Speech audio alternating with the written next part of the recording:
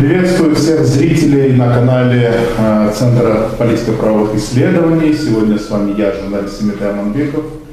И мы сегодня говорим снова на одни из самых актуальных тем, которые есть в нашей стране.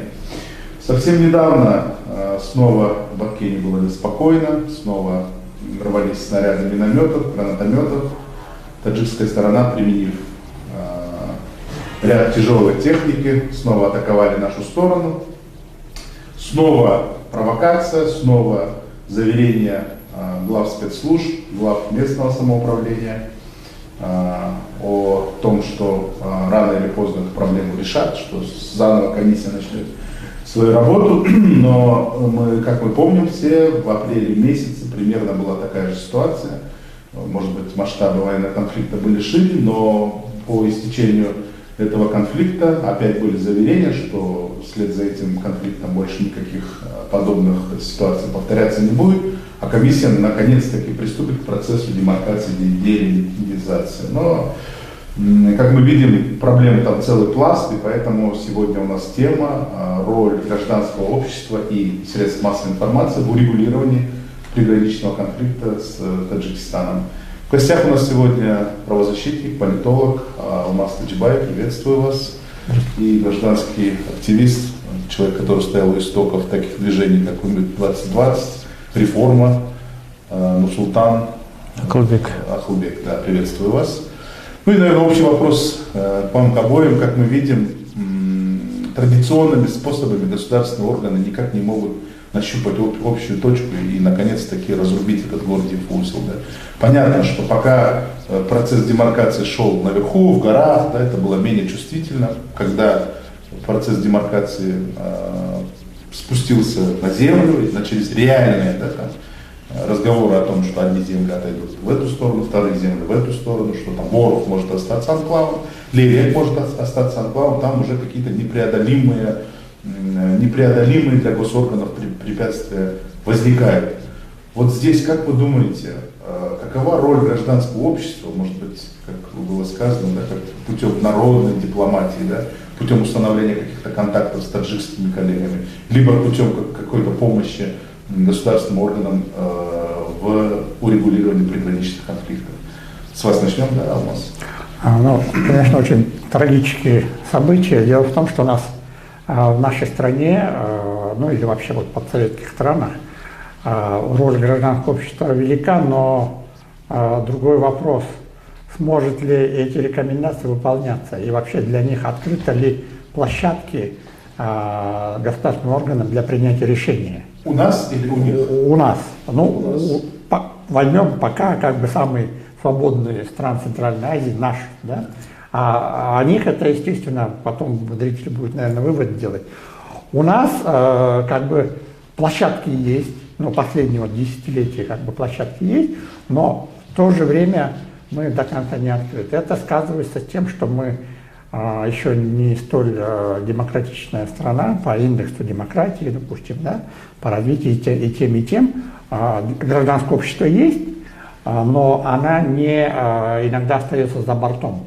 То есть вот решение столь важного вопроса, границы очень чувствительные, да, она была закрытая.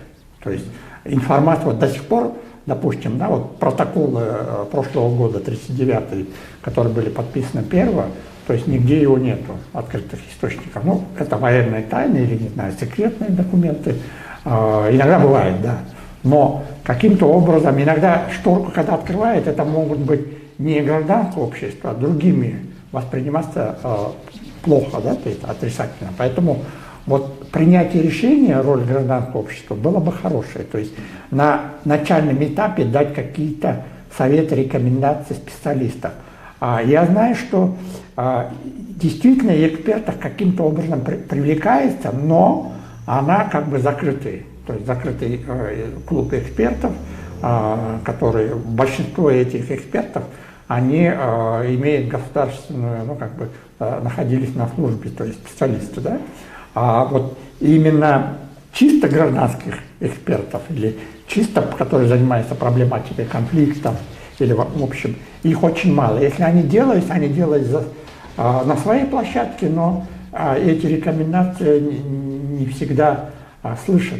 Я хотел бы сказать, вот с Таджикистаном или вообще границами началось это тогда, когда мы суверенитет 30 лет назад начали, и мы решили, там, допустим, Казахстаном, как бы непопулярно было и с Китаем, да, и до сих пор звучат обвинения тех политиков, которые принимали, а потом мы перешли к Узбекистану и вот Таджикистану. Самый проблематичный с Узбекистаном, это насчет водохранилища, да, Кемпирабадский, да, ставить.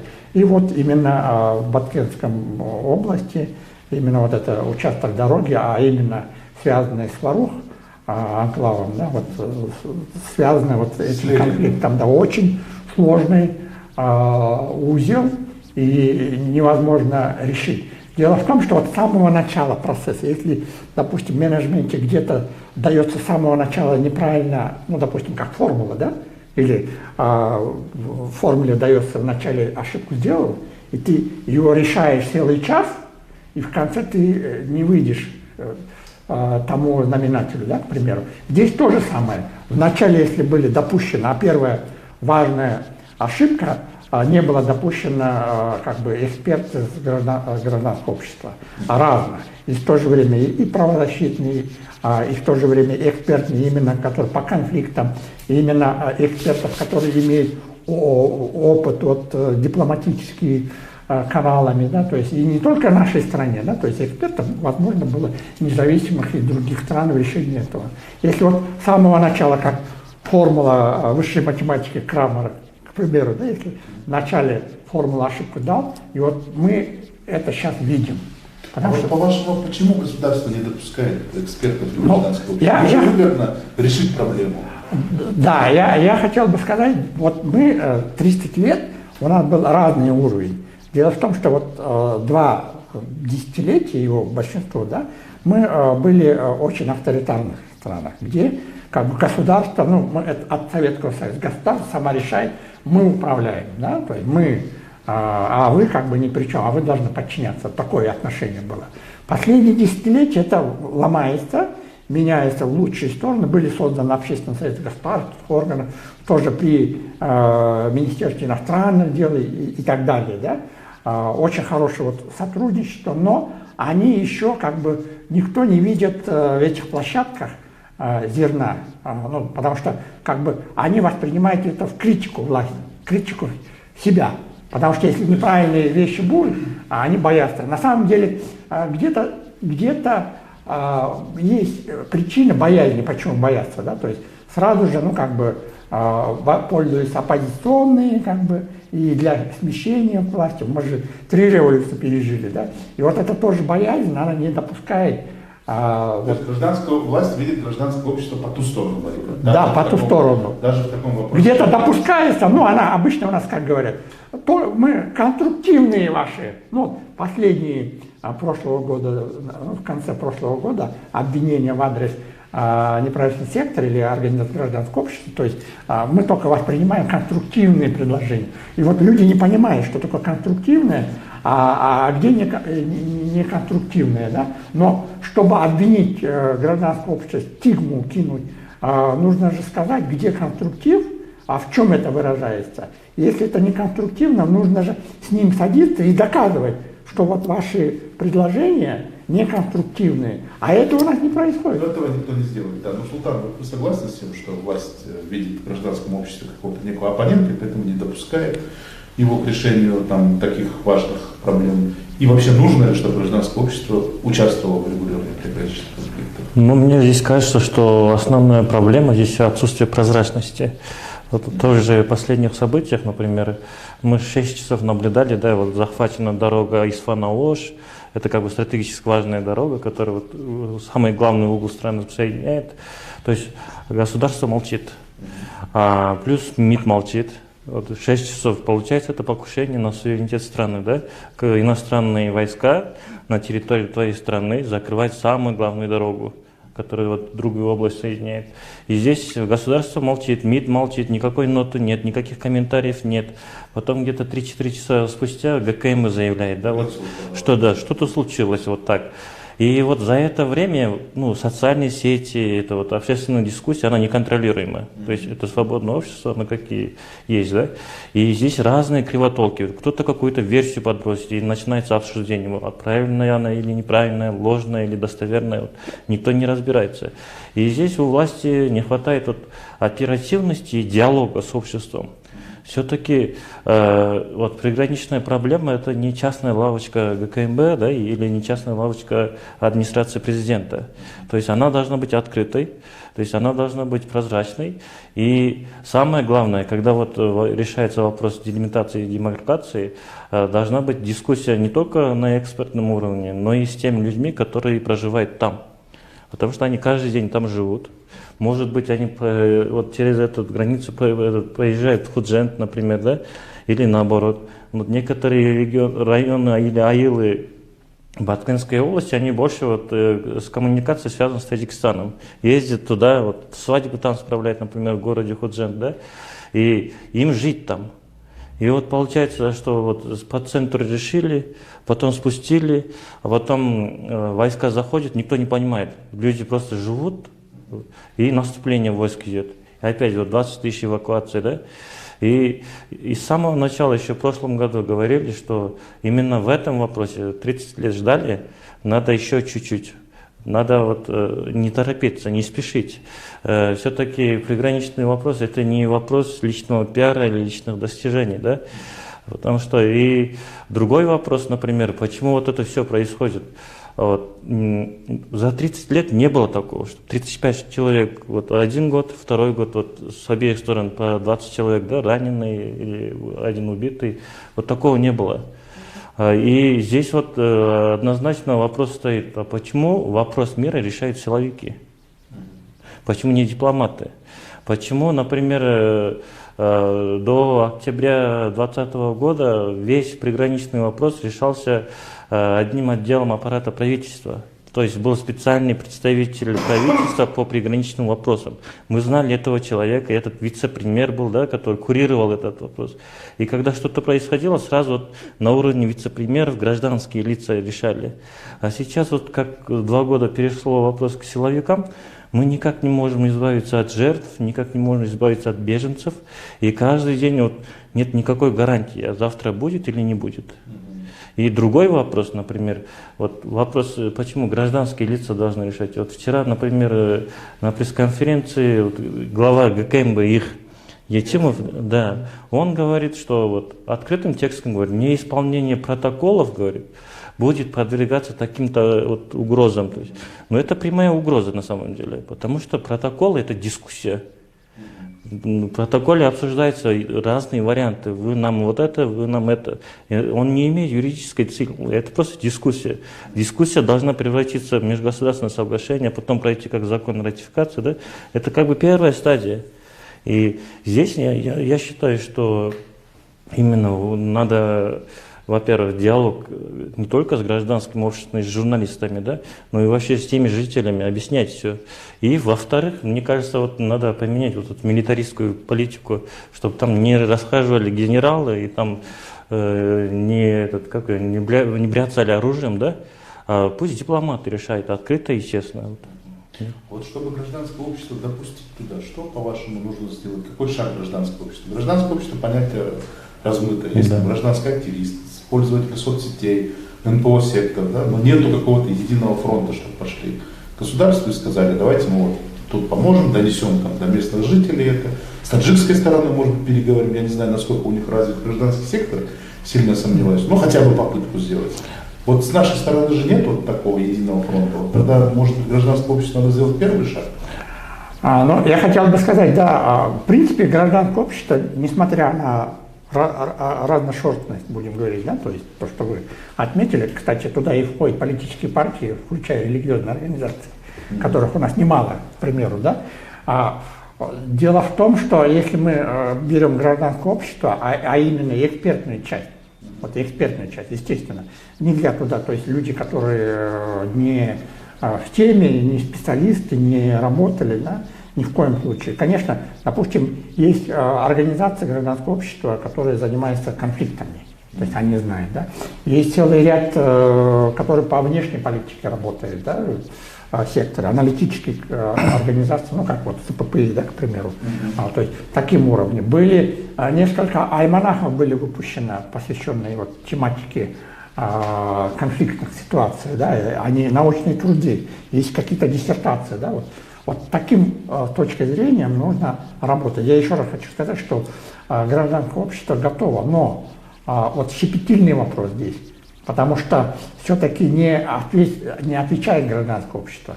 Гражданское может каким-то образом предоставлять ресурсы, в том числе интеллектуальные, да, ресурсы. Другое дело, хотят ли правительство эту помощь брать, да, каким-то образом решить. Потому что вот с одной точки зрения они почему не выпускают, некоторые многих эти документы носят закрытый характер. Потому что, ну, представьте, вот если это будет известно, да, просачиваться средства массовой информации, могут наоборот народная волна или изменить против политиков, да, которые политиков. Ну, разное же случается, поэтому некоторые действительно, они должны носить закрытый характер, да. И вот представители гражданского общества, вот сейчас на данный момент делать, очень сложно, потому что вот те документы у нас не открытые, полузакрытые, полуоткрытые, мы просачиваем каких-то через интернет средств массовой информации, которые печатают, да. А вот ознакомиться, где бы висело бы какие-то протоколы, пусть ту часть, которую они выжимкой дадут, а мы только слышим из первых лиц, которые об этом говорят, ну, допустим, Ташиев, который объявил, да, или говорит, да, и вот эти, и то, что с таджикстанской стороны, да, тоже. И поэтому здесь, конечно, нужно открыто с гражданами обсуждать, что нас ждет, какие риски, это должны быть какие-то площадки, круглые столы, много-много обсуждать, да, но не искать все беды, не искать как бы делать противника в ту сторону, Таджикистан, потому что у них тоже есть своя правда. И вот помните, я вначале сказал, с самого начала были ошибки, так я сейчас наблюдаю и вижу, что у Таджикистана есть четкий стратегический план по границам, несколькими вариантами. Возможно, нашего правительства тоже есть, но мы их не знаем. Понимаете, если это было бы каким-то образом открыто, вот, допустим, если наши договорились бы в свое время на не 24-х картах до 27-го года, не на них, а других, да, или 89-х, связанные, да, или на них, но связанные с Мургабом, да, то есть с областью, да, то есть решением там, потому что там конфликтов нету. И вот с самого начала ошибка наша, мне кажется, на мой взгляд, была в этом, потому что нужно было брать в комплексе, а тут отделили, давайте вот Баткенскую область будем на картах 24 года, а Мургаб как бы оставим, потому что это было передано, ну, в обмен в одно время, да. Вот, на мой взгляд, и сейчас мы пришли в тупик. Вы помните, я вначале говорил, если вначале какая-то ошибка будет, и теперь вот очень сложно мы, то есть вообще не против наших национальных интересов. К примеру, что хотят таджикская сторона? Они хотят в Ору пройти туда коридором, и этот коридор, как бы, эта дорога будет их считаться их стороной. То есть мы теряем суверенитет. Да. И больше никого. А тогда, если это будет дорога их стороны, тогда мы получаем эксклав. Эксклав из страны, да, то есть лелек получается. И вот, да, и все. А Мургаб не трогайте, потому что в протоколах все время указывается, мы на 24-х, и Суймумом Ятимбаев, то есть председатель Таджикистана, он же ясно выразился, не нарушайте протокол. И в протоколе, допустим, написано, что дорогу будет строить совместно. Правда, в дополнительных соглашениях, да? А наши теперь заявляют, что мы будем только строить, да? Да. Просто нужно, видите, опыт. Допустим, в Советском Союзе, в Германии, Западный Берлин, и эта дорога, которая проходила через ГДР, ФРГ, то есть Западную Германию, да? Эта дорога тоже же суверенитет теряла ГДР, но они договорились, что эту дорогу будет контролировать ГДРовские службы безопасности. То есть они могут в любой момент остановить, да, там проезжают, но в любой момент могут службы, секретные службы или военные могут останавливать, проверять. То есть достигнуто было так. Фактически эта дорога как бы на проезд разрешалась, но его контролировал полностью и, ГДРовская служба, да, то есть Восточная Германия, да, но тогда ГДР говорил, мы потеряли суверенитет, потому что эта дорога как бы пользуется, и мы ее обслуживаем, да, в ФРГ. Вот у нас к Варухам вот на базе этого опыта нужно было. Ну вот сегодня глава ГКНБ Камчабек Ташиев дополнил, сказал, что эта дорога Хаджай-Алло и Ворух не будет пересекаться с Перкучу, с Ош-Исфана, а пойдет по маршруту Рават-Ахсай, да, это значит получается. Да, по объезду. Вот. И вопрос к вам, Султан, насчет роли СМИ. Вот та самая злосчастная публикация в «Кактус Медиа», где они перепечатали информацию об Азия плюс таджикскую сторону, да, и сообщили, что конфликт начали кыргызы, и потом спустя день только дали пояснение, что они хотели таким образом показать точку зрения, как в Таджикистане освещает этот конфликт. Ну, это логично, но и сами же признали, что надо было это в первой же части сделать. Вот вам не кажется, что подобного рода публикации показывают, что в Кыргызстане хромает конфликтологическая журналистика, что редакция не знает, как освещать конфликты, да, и никто об этом не учит. И, может, в самой редакции не прописаны вот эти редакционные политика, как себя вести в таких конфликтных ситуациях. Ну, я здесь бы не стал бы винить «Кактус Медиа», потому что я считаю, что вот то, что, это оплошность, конечно, может быть, но там уже все-таки ссылались, да, на Азия Плюс, по-моему, да, но здесь мы же, вот, когда начался, вот, дорогу захватили, у всех у людей страх может быть, там людей эвакуируют, и опять же, как мы раньше говорили, информационный вакуум, мы все были в поиске информации, а информации нету. И, по-моему, вот, перепечатка вот, Азия Плюс – это вот результат того, что люди искали информацию, в том числе вот, журналисты «Кактус Медиа», и они вот, опубликовали, но этот шум, но я считаю, что этот шум возник не потому, что они перепечатали, да, может быть, какие-то другие причины были, потому что… К этому мы сейчас вернемся, да. Вообще об уровне конфликтологической журналистики. Ну, я вот считаю, что это не вопрос уровня вот, конфликтологии, да, или журналисты, это все-таки их главная задача, это показать обе стороны, да. Вот, главное, объективность. Они не должны быть, патриотизм это личное дело, да, каждого. А вот показать обе стороны. Мы же, например, считаем, вот каждые 2 года, например, говорим таджикская агрессия. Вот это наша гражданская позиция, плюс, вот, может быть, СМИ поддержала. Но мы же не знаем, как они думают. Мы просто вот от того, что государство не дает нормальной информации, мы берем то, что есть. Вот. Захватили и так далее. Может быть, до этого какая-то провокация была и так далее. Мы об этом вообще ничего не знаем. И здесь, я думаю, что главный вопрос, вот почему такая перепечатка произошла, я думаю, что должен быть диалог между государством и СМИ более оперативный.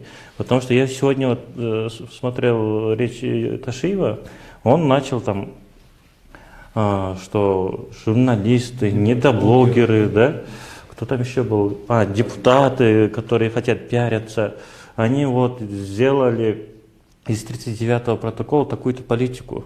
Они будут делать, и они обязаны это делать, потому что вы же не показываете, что там вообще в этом 39-м. Вот одна дорога, вот все говорят, что этот Исфана станет анклавом, да? Вот. А почему вы своевременно не подали это? Почему вы этот протокол прячете от людей? А потом обвиняйте самих же журналистов и депутатов, которые вот выражают мнение, да? И я считаю, что чтобы такой ситуации не было, вот, во-первых, нужно вот оперативно доставлять информацию, в том числе от МИДа. и от ГКМБ. Да? А во-вторых, все-таки я думаю, что должна быть как раз создана комиссия, постоянная комиссия. Например, из тех местных жителей, плюс вот этих недоблогеров, да, журналистов, которых он обвиняет, и плюс вот депутата, который, вот, по-моему, Иман Нуру, да, вот Айжигитов сказал, что это стратегическая ошибка. Вот, пусть они вот за закрытыми дверями вот, обсудят. То, что вот секретное, ладно, оставят там. А вот то, что не секретно, вот журналисты сами тоже, вот как участники того-то действия, вот, если вот с главой ГКМ обсуждать вот эту проблему, они сами будут заинтересованы, чтобы донести позицию Ташиева, да, нашу позицию, что там происходит. Местные жители, когда вот поучаствовали, да, хоть Айлыкны, хоть местные депутаты, да, местного кеңеша, они могут своим жителям, вот, сельчанам объяснять, что вообще государство предпринимает и что будет. И чтобы не было домысла, вот. Давайте надо вот общую площадку создать. Да, и второй вопрос, собственно, почему шумиха вокруг кактуса началась. Некоторые люди, которые призывали идти к митингу возле кактуса, открыто писали: давайте воспользуемся этим поводом и закроем независимые СМИ, почему-то припределили. Ну это что-то личное было, да. Да, вот вы как относитесь к тому, что государство тоже промолчало, хотя в тот момент, наверное, надо было призвать всех объединиться вокруг границы, да, а не сеять вражду и не пытаться расправиться с инакомыслящими? Это да, вот тех же провокаторов, или как называют, активистов, которые, их же аффилирование то с МВД говорят, то с этими некоторыми политиками, да, и здесь-то вопрос получается, что личные приоритеты возобладали над национальными. И когда вот идет какой-то конфликт на границе, как бы должна быть вот консолидация общества, да, а не призывать вот, воспользоваться оплошностью. Я считаю, что журналисты «Кактус Медиа» тоже патриоты своей страны, как и Ташиев, да, может быть, он хочет решить эту проблему для себя. Я не думаю, что он хочет решить в пользу таджиков, да. И я считаю, что и журналисты, они патриоты страны, и когда вот воспользоваться их оплошностью и собрать там митинг с этими неправильно написанными наспех этими транспарантами, да, это мне кажется, вот я считаю, что это связано с властями, и им надо вот все-таки всегда ставить национальные интересы выше, чем личные интересы. Мне кажется, в государстве не должно быть личных интересов. Абсолютно верно. Я вам еще такой небольшой кейс скажу, что по результатам апрельских вот этих событий государство решило наградить благодарственным письмами ряд блогеров, журналистов, которые активно освещали события в Баткене. И вот сейчас там идет какой-то пересмотр, что якобы те журналисты, которые сейчас критикуют власть или там поддерживают друг друга, они были недостойны этих наград. Я считаю, что... Ну, это смехотворно. Да, это смехотворно и губительно. Просто в следующем конфликте никто не будет принимать участие такое активное. И хотя, насколько я знаю, те активисты, журналисты и блогеры делали это не ради награды, а ради своих идейных соображений. У нас время подходит к концу, давайте очень коротко. Вот все-таки, чтобы решить этот приграничный конфликт, очень много было сказано, вот вы как представители гражданского общества, как активисты, в двух словах, что нужно сделать, в какую сторону двигаться, как вот с этой проблемой быть, с этим Ходжей и Яло Ворухом, да, таджики очень твердо стоят на том, чтобы это была дорога, совместная дорога, транспортная дорога, да. Нам, понятно, нельзя этого допускать, но каким-то образом же нужно решать. Ваши рекомендации, очень коротко у нас. Я думаю, что, во-первых, должно быть открыто, ну, в той мере, должно быть у государства, в госорганах четкая информационная политика. А вот то, что у журналистов, в принципе, я вот наблюдал, в большинстве случаев они придерживаются объективно, ну, конечно, у них своя редакционная политика, но все-таки они придерживаются каких-то объективных вещей. Поэтому вот я думаю, что нужно, понимаете, это щепетильный вопрос, именно интереса граждан же решается этот вопрос, наших граждан, безопасности в первую очередь. И какие-то шаги должны продумываться, общаться, пусть даже за закрытыми дверями, да, экспертами каких-то образом, но вот этих шагов высказывания, которые по высказыванию первых лиц, да, когда огонь, дрова подбрасывают, не только, то есть якобы решает, они с этим конфликтом, они еще решают свои внутренние проблемы против оппозиции, да, не должно быть. Когда граница стоит, здесь мы как все граждане, должны помогать нашему государству. Но вот эти помощи, открыто ли, то есть готово ли правительство эту помощь брать, да, вот здесь большой вопрос, поэтому я думаю, все-таки правительство будет мудрым, да, и все-таки какие-то вот эти шаги по налаживанию границы, где-то нужен голос гражданского общества, журналисты, они должны как бы обратиться, да, там, и тогда мы, конечно, будем помогать. То есть слаженная работа. Но мы должны обсуждать все проблемы, в то же время нелицеприятные для нас. Потому что и для таджикской стороны, мы знаем, там закрыто, у них тоже есть представители гражданского общества, но они не могут, как наши, свободно действовать. Они тоже, они тоже самое зеркальное отражение. Мы говорим, что вооруженные боевики или вооруженная агрессия была, они то же самое говорят, потому что это участок неописанный, неопределенный. Вот нужно даже вот этих терминах для журналистов, для всех, мы должны об этом говорить, потому что если мы это не будем говорить, и для этого, я думаю, что уровень информированности, она дает уровень образования, да, и наше население будет уровень повышаться, а не вот кидаться там агрессии, враги и призывать милитаризацию, да, и этого ни в коем случае нельзя делать. Спасибо. Ну, у меня 3 предложения. Первое – это то, что Министерство иностранных дел своевременно должно фиксировать ситуацию. Она должна доносить не только до наших граждан, но и в международном сообществе. Мы уже второй раз. Первый раз у нас выставили террористами, а во второй раз агрессорами, ссылаясь на какие-то источники у Таджикистана, да, и молчала. То есть, и он до сих пор молчит, кстати, нет позиции. Это первое. Во-вторых, я считаю, что должна быть вот всесторонняя комиссия. Вот, закрытая, открытая, но должна быть дискуссия, да, это не частная лавочка все-таки. И третье, я считаю, что вот приоритет национальных интересов, да, вот даже сам президент легитимизировал вот этот протокол, который Мадмором подписан, да, я же не сказал ему передать землю таджикам, но протокол не передает землю, да, или вот как сейчас, да, например, расправляться с журналистами, когда идет там огонь. И все-таки именно вот госслужащие должны понять свою роль. Это они решают не за закрытыми, а должны вот диалог с обществом, плюс оставить оппозицию в покое. Оппозиция на то и оппозиция, она может быть попиариться, популизмом заниматься, но на то они не существуют, чтобы держать их в тонусе.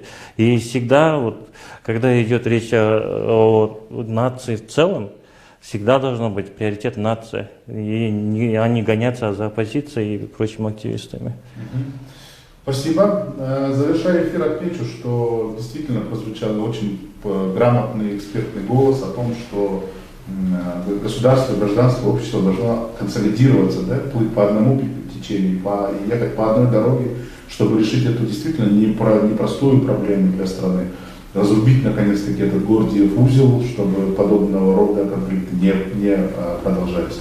В мировой истории имеется ряд очень многих случаев, когда страны, когда, имея какие-то спорные, неописанные участки, да, например, Франция и Германия всю жизнь между собой воевали, сейчас живут на территории одного большого государства под названием Евросоюз и даже не имеют общих границ, да, по эту сторону Франция, по эту сторону Германия. Поэтому будем надеяться, что наши власти с помощью гражданских активистов, журналистов, блогеров и иных социально активных людей наконец-таки сумеют решить эту проблему, и мы будем жить с нашим соседом в дружеских отношениях. С вами был Семитай Мамбеков, журналист на площадке Центра политико-правовых исследований. Подписывайтесь на наш канал, смотрите наши эфиры. Мы будем всегда обсуждать самые актуальные